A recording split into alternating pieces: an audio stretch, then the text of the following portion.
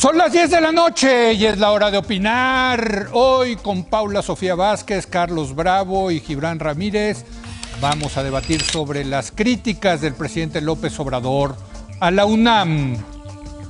Luego estará con nosotros Alejandro Ope, él es experto en seguridad. Voy a platicar de cómo va este penoso tema en nuestro país, qué ha pasado en materia de violencia en los últimos días. Y para finalizar con Raúl Feliz vamos a platicar de la inflación, del incremento en los precios durante 2021 y el efecto que podría tener esto en el crecimiento económico del país. Así que quédese aquí en Foro TV, que ya comenzó la hora de opinar.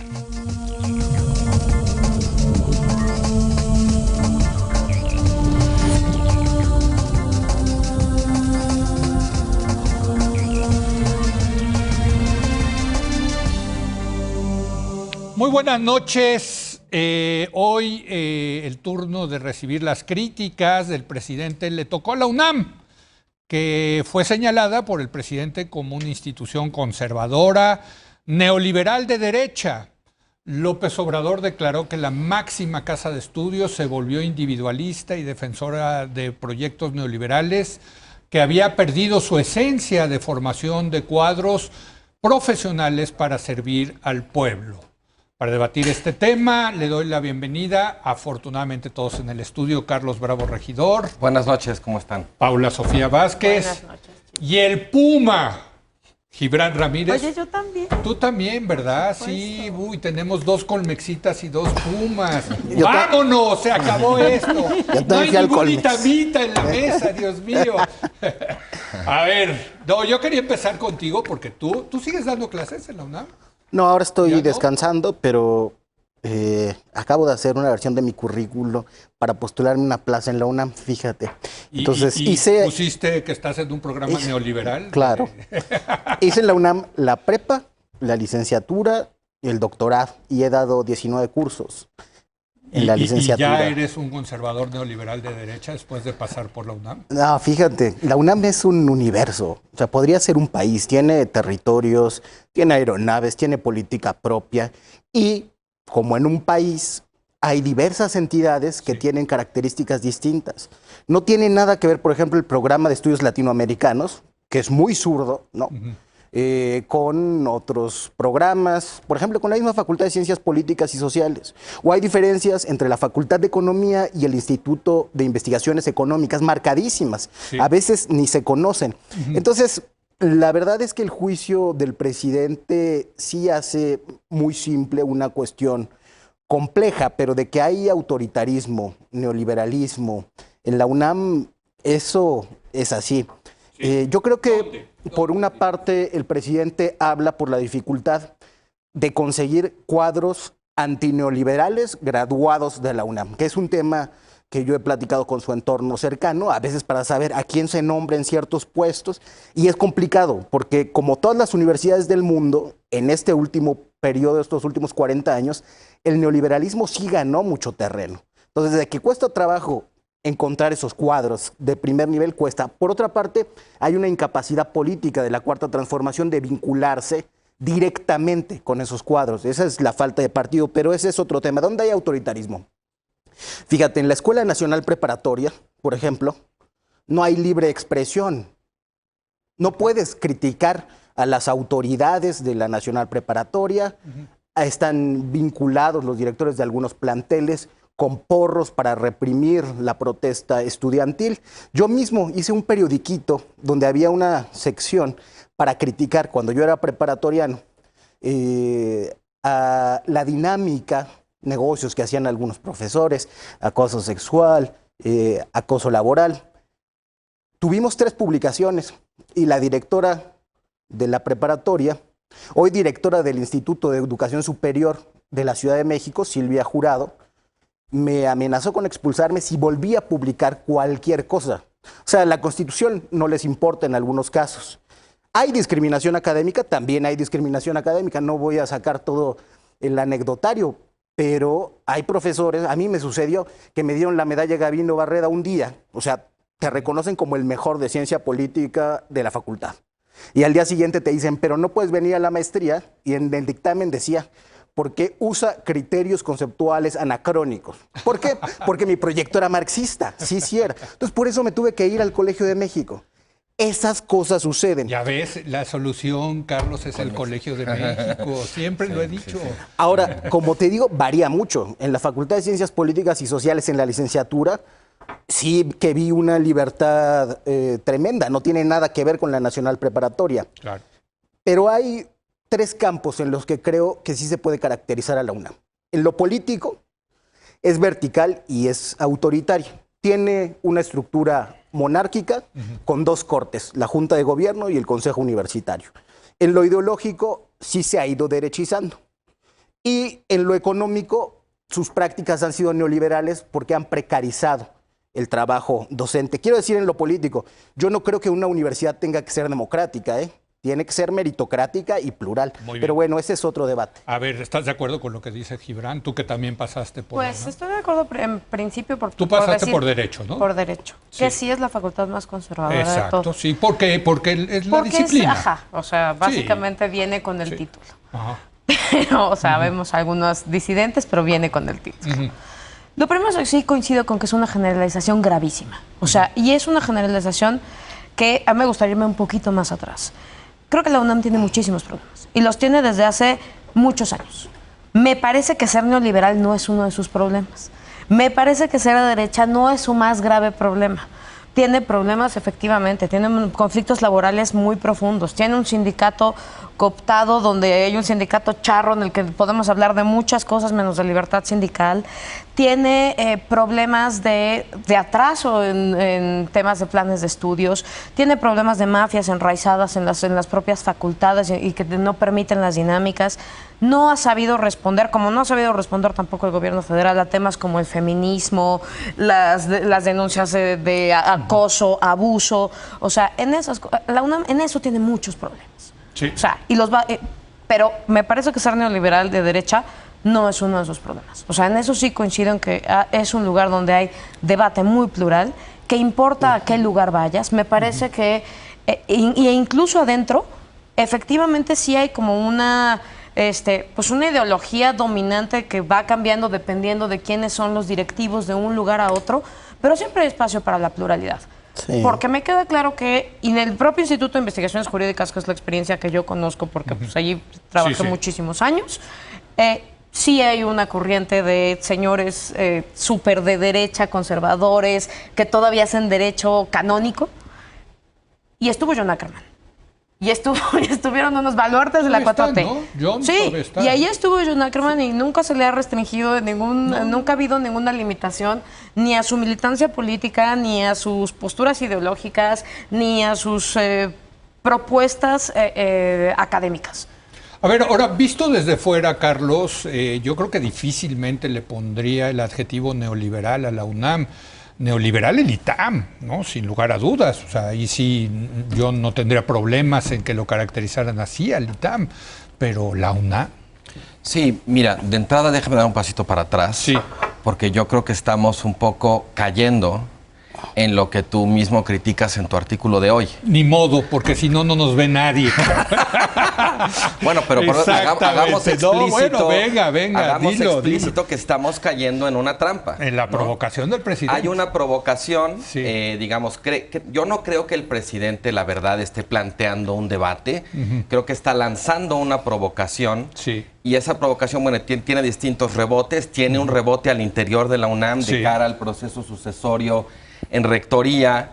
Creo que tiene también un rebote en los medios de comunicación, en los círculos de opinión. Y bueno, me quedo ahí porque ese no es el tema, ¿no? Pero desde luego creo que se trata de otra iteración. ¿Pero qué capacidad tiene el presidente? Sí, pero de lo que hemos platicado, ¿no? De utilizar armas de distracción masiva para hablar de muchas otras cosas distintas de las que quizás deberíamos estar hablando. Ahora, dicho eso, lo que decías tú como si se puede o no calificar a la UNAM con neoliberal, yo creo que el término neoliberal desafortunadamente ha corrido con una suerte muy parecida a la del término populista, que se ha vuelto, digamos, un arma arrojadiza para caracterizar a quienes no están de acuerdo contigo, dependiendo del lado en el que estás. Si estás del lado, digamos, del López Obradorismo, usas, digamos, neoliberal para caracterizar lo que no te gusta. Si estás del lado de la oposición, usas populista para lo mismo. No quiere decir, y esto me parece importante, que sean categorías inútiles. Exacto, o sea, el neoliberalismo existe. Y el populismo también. Y el populismo también. Entonces, neoliberalismo definido como los que están a favor de reformas orientadas hacia el mercado. De la libre empresa, de las privatizaciones, enemigos de lo que ellos llaman el colectivismo. Exacto. De regulación. Sí. ¿Tú caracterizarías así a la UNAM? No, por supuesto que yo de entrada no me atrevería a caracterizar así ninguna universidad, porque digamos en su propio carácter, digamos, universal, en todas las universidades hay diversidad. También hasta en el ITAM. Digamos, porque estabas poniendo bueno, no, de ahí salió Atolini, por ejemplo. Lo mismo pasa con la prensa. De pronto se caracteriza un medio como neoliberal e igualmente, o sea, yo creo que no hay, o sea, eso es hacerle violencia a la pluralidad que hay al interior de las instituciones. Más dominantes. Claro. De acuerdo, eso sí, pero entonces... No, o sea, la universidad aquí de la Ciudad de México es más marxista. ¿Te fijas cómo estamos entonces nosotros haciéndole la chamba al presidente de matizarle una generalización? Sí, que no está mal, ¿no? No está mal. Ojalá el matiz lo hubiera hecho él. No, eso de pronto nos pasa que somos muy exigentes con los críticos, pidiéndoles matices, pero al presidente le admitimos cualquier tipo de generalización, que en muchos casos, la verdad, no solamente es lamentable, sino creo que es insultante. No porque me parezca que neoliberal sea un insulto, creo que es una caracterización. Yo tampoco lo creo. Y por lo mismo que decías tú, Gibran, digamos, yo me parece terrible tu experiencia, digamos, de discriminación académica, y me imagino que en este entorno se está creando un contexto muy propicio para que alguien que sea neoliberal dentro de la UNAM también sea potencialmente víctima del mismo tipo de discriminación. Yo creo que esto es absolutamente inaceptable en un contexto universitario, seas marxista o seas neoliberal. Las universidades son centros de educación, de pensamiento, de crítica y debate. Y deben ser plurales o entonces no se pueden llamar universidad. Totalmente. La universidad, el concepto de universidad debe ser de pluralidad, de tolerancia, de debate de las ideas, ¿no? Ahora, eso no quiere decir que haya más profesores con su corazoncito más de izquierda, más de derecha, ¿no? O sea, yo estudié, por ejemplo, un año en la Metro Azcapotzalco. Súper de izquierda. No, bueno, o sea, me vacunaron de marxismo. Después de ahí ya no quise saber nada más de Marx. Ya se acabó, ¿no? Ya otro, ¿no? El 18 Brumario y en fin, ¿no? Pero en el concepto de universidad efectivamente está la palabra universal, ¿no? Entonces, bueno, más allá de la provocación, Gibran, del presidente, yo creo que hay algo bueno en esto, que estamos discutiendo la UNAM. Sí.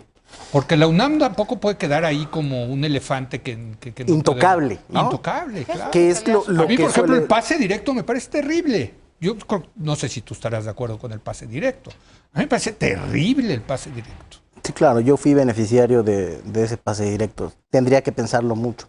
Pero la verdad es que la UNAM no se deja criticar.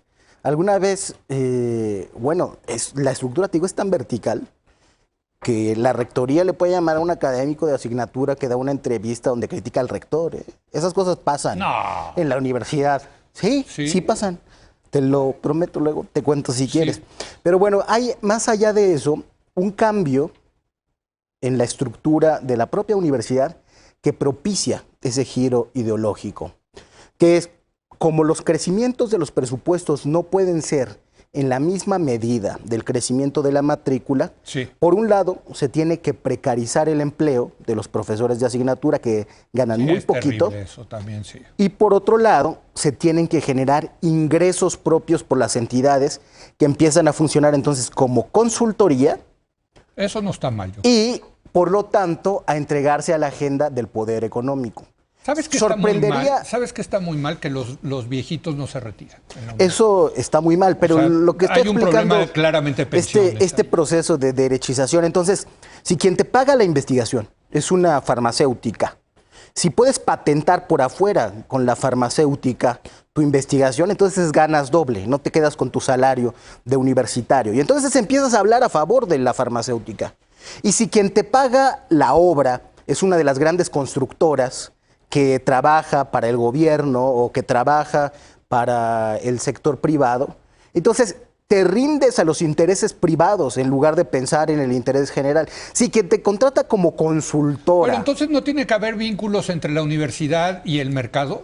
Tiene que haber, pero no tiene que ser su principal vocación. Y hay entidades... Digo, porque en Estados Unidos eso lo hacen muy bien, que han dejado, la vinculación de las universidades. Hay entidades que han dejado de lado o que han subordinado más bien la investigación, la docencia y la difusión a agendas que están afuera y donde domina el poder económico. Eso también es un hecho. A ver, Paula. Yo creo que ahí sí hay como una definición, o sea, primero, yo sí le echaría un ojo a la participación de la UNAM en todas las reformas neoliberales de Peña. Para decirte que es el gran ausente, ¿eh? O sea, en esos años la UNAM perdió muchísima vinculación con las políticas y no participó en la reforma energética, no participó en la de comunicaciones, de la de telecomunicaciones, no participó en competencia económica, en todas esas reformas que el presidente no participó jurídicas. No, tampoco participó económicas, participaron algunos funcionarios, esa es otra cosa, a título personal. Sobre lo de las patentes, estoy completamente de acuerdo, pero es un grave problema de patentes que tiene la UNAM. Entonces la UNAM también es víctima del neoliberalismo en ese caso, porque sí, le roban las investigaciones, se las compran a los investigadores de forma privada al final y ellos lucran por fuera. Pues no es un problema. Deberían de hacer convenios. Y es un problema de, y es un problema de patentes, y es un problema, pero no me parece que sea un problema de que la UNAM sea lo neoliberal y haya sometido su investigación al mercado. Al revés, yo creo que la UNAM padece en muchas de sus cosas, en muchas de sus estructuras, en sus propias estructuras económicas que hacen que incluso hacer temas económicos con la UNAM sea bien difícil. La manera en la que se procesa el dinero en la UNAM es complicadísima. Y además la UNAM es muy cara por los overheads que te piden. No, tampoco es como que digas la UNAM se hace millonaria haciendo negocios, ¿eh? O la UNAM de verdad, ese es su gran incentivo. A ver, Carlos. Mira, yo creo que tú te decías, bueno, pero qué bueno que estamos debatiendo la UNAM más allá de la provocación. Sí, pero no. O sea, yo creo que, yo no estoy seguro, insisto, de que lo que el presidente hizo fue plantear un debate. Y creo además que hay, digamos, plataformas y momentos. A mí lo que me preocupa realmente es que al estarle de alguna manera haciendo el trabajo al presidente de convertir la provocación en debate o de introducir matices donde él no los introdujo, finalmente estamos hablando de la UNAM y esto va a terminar tarde o temprano hablando sobre el proceso sucesorio en rectoría. A mí eso me parece preocupante porque yo creo que hay algo de eso atrás. Por supuesto que algo. A ver, no, el presidente es un político con muchísimas horas de vuelo, muy hábil, sabe perfectamente lo que está haciendo. O sea, no creo que sea esto un accidente, una casualidad. Entonces, a mí me parece como un poco preocupante de pronto comprar el boleto y decir, bueno, debatamos la UNAM, porque además no estoy seguro que le toque al presidente plantear ese debate. El presidente no es cualquier ciudadano común y corriente ejerciendo su libertad de expresión. El presidente es un líder político, un funcionario público que está de alguna manera enviando un mensaje político y ese mensaje desde luego que va a tener repercusiones al interior de la UNAM, se van a organizar grupos, agendas, antagonismos, ¿no? Totalmente. Y eso, o sea, esto tiene, claro que tiene una agenda política más allá de la provocación del presidente, que le salen muy bien. Claro, y ahora, y dicho eso, es verdad, y en esto estaría de acuerdo con Gibran, que la UNAM ha sido un espacio dentro de la conversación pública de alguna manera impermeable o vacunado a la crítica. Recuerdo hace muchísimos años una crítica que escribió Gabriel Said que se llama Una megalomanía, ¿no? Como la UNAM de alguna manera se vacunaba por ser la conciencia de la nación, la Universidad de México, entonces se vacunaba inmediatamente contra la crítica y además de alguna manera utilizaba la defensa de la autonomía como si la autonomía universitaria constituyera una vacuna respecto al debate público, que desde luego no lo constituye. Pero yo insistiría en que hay que saber trazar la línea y distinguir entre lo que es una provocación con fines políticos a lo que debería ser y podría ser un debate sobre la universidad, sobre cómo está organizada, que es un gran debate. Desde luego. Un gran debate que va más allá de la universidad. Yo honestamente creo que no va por ahí. Ahora, déjenme preguntarles, porque se nos está acabando el tiempo, ¿cómo va a caer esto dentro del UNAM? Ustedes que conocen bien la UNAM. Y en el contexto de que, si no mal recuerdo, en un par de años va a cambiar. 2023. 2023 cambia el rector. ¿Cómo va a caer esto, Gibran? La verdad es que yo creo que a la élite burocrática de la UNAM le cae de perlas. Ah, sí, mira. Claro que sí. Interesante, ¿por qué? Hay un enorme subejercicio en estos años de pandemia. Y al mismo tiempo la UNAM no se preparó para volver a clases en un esquema mixto. Es decir, todo el dinero que no te gastaste en la pandemia... ¿Todavía no regresan en la UNAM? No, todavía no se regresa. Y se dijo que cuando se estuviera en verde. Sí. Todo el presupuesto que no se gastó, no se redireccionó para preparar a la UNAM con mejores redes de internet, con cámaras en los salones, lo que se necesitaría para ir a ese modelo mixto. Entonces hay una crisis institucional que estaba empezando y que creo que le preocupa mucho a la rectoría, que está empezando a estallar antes de la pandemia, con las protestas de algunos grupos feministas auténticos y otros reivindicados feministas que, por ejemplo, sirvieron para el anterior cambio en la rectoría, para paralizar a la Facultad de Ciencias Políticas y tomarla en lo que se daba la decisión. Y ahí lo utilizaron para que una persona, para que Angélica Cuéllar perdiera posibilidades de ser nombrada rectora. Entonces, esta crisis que venía genera movilización siempre que estés en clases. Todos los que hacen política universitaria saben que mientras más se acercan los exámenes y las vacaciones, la movilización tiende a extinguirse. Entonces, en ese contexto, en ese grado de conflictividad que nos quedamos en la UNAM, regresar a clases con todos estos problemas, sin darle una válvula de escape, constituiría, creo, un aliciente muy potente para la movilización. Entonces, el rector distrae de esa crisis institucional defendiendo a la comunidad toda. Sale el Instituto de Estudios de la Transición a la Democracia, defendamos a la UNAM, la quieren desestabilizar factores externos. Entonces, te sirve para cuestionar. Y al presidente de la República le sirve también para que estemos hablando de la UNAM y no estemos hablando de otras cosas que son también muy importantes. Así es. ¿Cómo va a caer esto, tú crees, en la comunidad de la UNAM en el contexto de la sucesión? Porque digo, vaya que es un platillo muy apetitoso para cualquier político el tener la UNAM, ¿no? Yo creo que efectivamente coincido con Carlos en que no es una casualidad que las cosas se pongan así. No me parece tampoco una casualidad con la lectura de Enrique Cabrero entrando a la Junta de Gobierno hace unos meses, que también es, pues era el gran enemigo a vencer en Conacit, era de ex Conacit, ¿no? Y entonces que haya llegado a la Junta de Gobierno tampoco me parece no me parece que ninguna de las dos cosas sucede en el vacío, ¿no? Creo que ahora la política adentro de la UNAM es una cosa muchísimo más compleja, que tiene muchísimas redes, que tiene muchísimos grupos de poder que no necesariamente están replicados afuera y no necesariamente tienen como colecciones muy lineales afuera. Dentro del mismo Morena habrá gente que esté con unos, con otros, no sé qué, y entonces yo no sé qué tanta posibilidad tengan de afuera a incidir a unas dinámicas políticas que son encarnizadas y que funcionan de una manera muy específica y muy cerrada. Ahora, lo que preocupa a mí sí me parece es la intentona. O sea, yo sí creo que efectivamente debemos de hablar de la UNAM y creo, o sea, entiendo que está mal que no hayamos hablado de ella y creo que todos los años anteriores el miedo era no vamos a criticar a la UNAM porque no la vayan a privatizar, ¿no? O sea, era como el gran fantasma del gran fantasma justo de la víctima del neoliberalismo de no vayan a querer quitarnos nuestra universidad pública. Y ahorita, pues, el gran fantasma es no nos vayan a querer quitar nuestra autonomía. Bueno, de hecho hay que recordar que en ese discurso de subir las cuotas, que venía el neoliberalismo, que acababa en la privatización de la UNAM, ¿no? O sea, ese salto, salió el CEU y de ahí salió Claudia Sheinbaum, ¿eh? O sea, ¿no? Y el que fue esposo de Sheinbaum. También salió Fernando Belauzarán, o sea, salió mucha gente que está en lados muy diversos, ¿no? Sí, bueno, pero Fernando Belauzarán estuvo mucho tiempo en la izquierda, ¿no? Digamos, del PRD, pero en fin. No, pero ellos sí constituyen un grupo al interior de la UNAM, al contrario de Fernando y otros. Bueno. Exacto, exactamente. A ver, dos cosas. Yo creo, suponiendo sin conceder que fuera como dice Gibran y la provocación del presidente terminara sirviéndole a esta suerte como de élite u oligarquía enquistada, pues entonces qué terrible error del presidente hacer algo que sirve pues para ese tipo de intereses.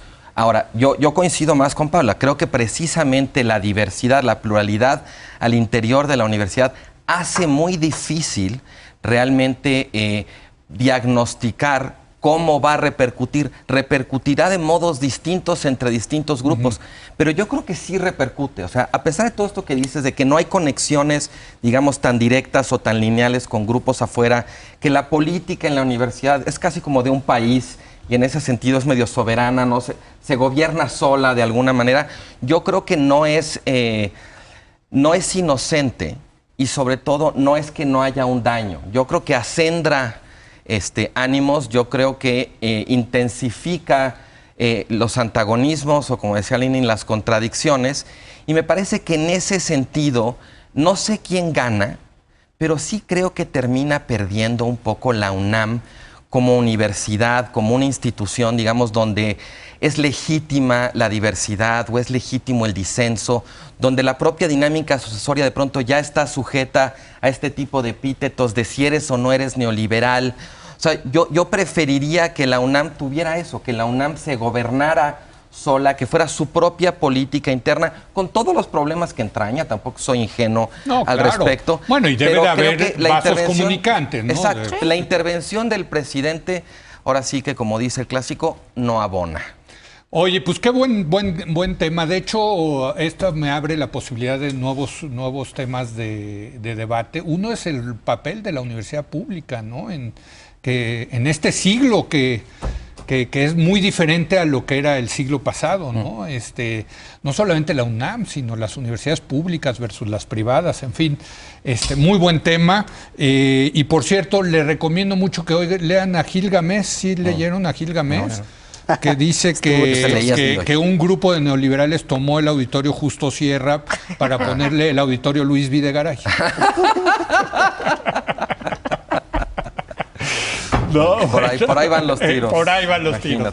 Gracias, Gibran. Gracias, Paula. Gracias, Carlos. Leo, muy buenas noches. Hacemos una pausa. Viene Alejandro Ope, especialista en seguridad, para hablar de la violencia. Pues ahí está, sigue la violencia. ¿Qué ha pasado en las últimas semanas? Regresamos.